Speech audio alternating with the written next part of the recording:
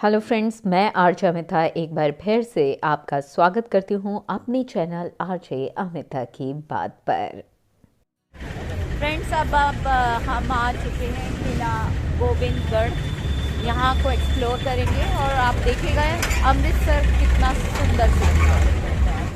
यहाँ पर बहुत सारे मेन्यू लगा हुआ है। शेरे पंजाब टिकट अलग से है जिसमें आपको डोमेस्टिक का 199 मिल जाता है, इंटरनेशनल का 400। शेरे पंजाब में आपको लाइन ऑफ पंजाब 7D मिलता है और अलग अलग वो दिया हुआ है। महाराजा टिकट का भी अलग से ऑप्शन आपको दिया है। आप कोई भी सेलेक्ट करके इसमें से सेलेक्ट अपने लिए चूज़ कर सकते हैं। फ्रेंड्स, हम बाघा बॉर्डर से सीधा किला गोविंदगढ़ पहुँचे कि रात का खाना हम यहीं खाएंगे, बट मुंबई से एक टीम आने की वजह से वहाँ हमें खाना नहीं मिल पाया क्योंकि उन्होंने अपने पूरे गेस्ट के लिए ऑलरेडी पूरा जो गोविंदगढ़ किला का किचन था वो बुक कर लिया था। Quite busy. Of course, you all are busy in your own town here for the last so many years unattended. And about 10 or 15 years ago, Punjab government they took this initiative to renovate it.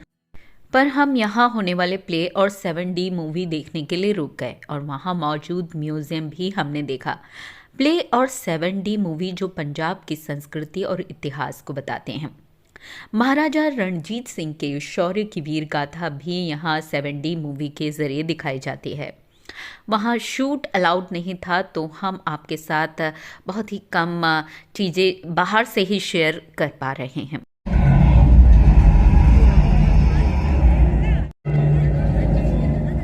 On each light bricks is written the saga of love for the nation and the history of sacrifices made.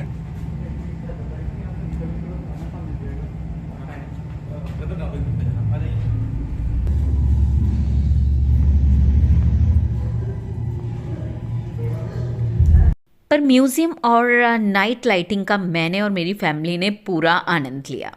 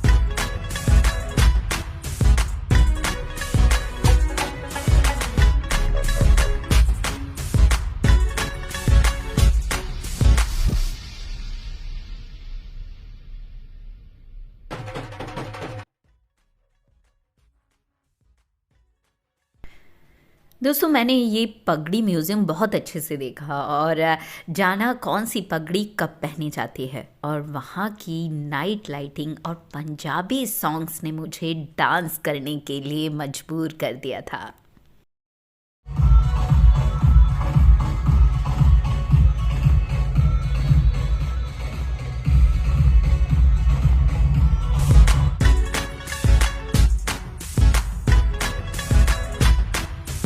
किला जो है अपनों की रक्षा का प्रतीक, जी हाँ दोस्तों, हम बात कर रहे हैं पंजाब के अमृतसर में बने गोबिंदगढ़ किला की।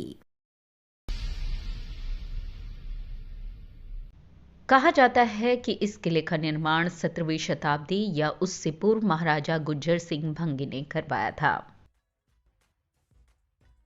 इसकी निर्माण शैली की बात करें तो इस किले के मुख्य द्वार से प्रवेश करने पर नीचे मिलने वाली विशाल और गहरी पानी से भरी खाई और ऊपर तोपों के साथ तैनात विशाल सेना, जिसमें करीब 25 तोपें शामिल हैं।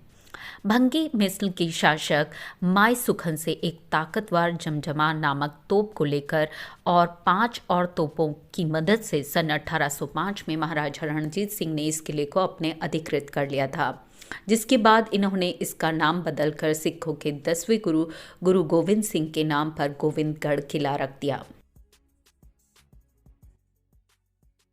इस किले का मुख्य उद्देश्य हरमंदिर साहिब गुरुद्वारा यानी कि गोल्डन टेम्पल और अपने शहर के आक्रमणकारियों से सुरक्षा करना था, जिस वजह से इन्होंने किले को और ज्यादा मजबूत बनवाया था, जिसमें शामिल हैं 3 द्वार।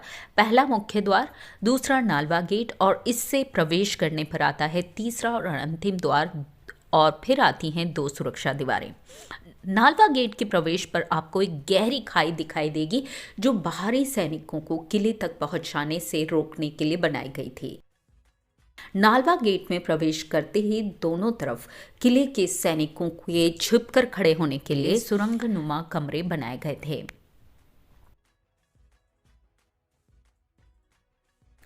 इस सब के बाद अंग्रेजी हुकूमत के दौरान सन 1849 में अंग्रेज़ों ने किले पर कब्जा कर उसमें कई बदलाव किए और वहां कैदियों को रखने के लिए कारावास भी बना दिए। कहा जाता है कि भारत की आज़ादी के बाद इस पर भारतीय आर्मी का नियंत्रण हो गया था। इस किले को एक सुंदर म्यूजियम में बदलकर आम जनता के लिए खोल दिया गया है, जहां तोशखाना को कॉइन म्यूजियम बना दिया गया है तो मशहूर तोप जमजमा की हूबहू कॉपी को लोगों के लिए प्रदर्शित किया गया है।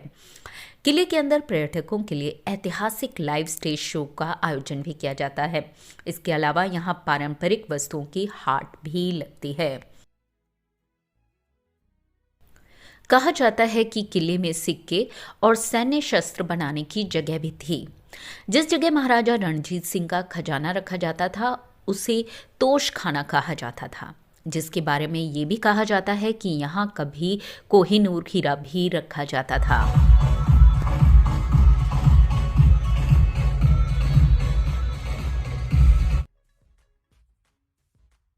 फ्रेंड्स, हमारे ऑटो ड्राइवर बंटी ने हमसे वादा किया था कि वो हमें किला गोबिंदगढ़ तक ही छोड़ पाएगा, क्योंकि उसको फिर अपने घर जाना होता है और उसका घर बहुत दूर है।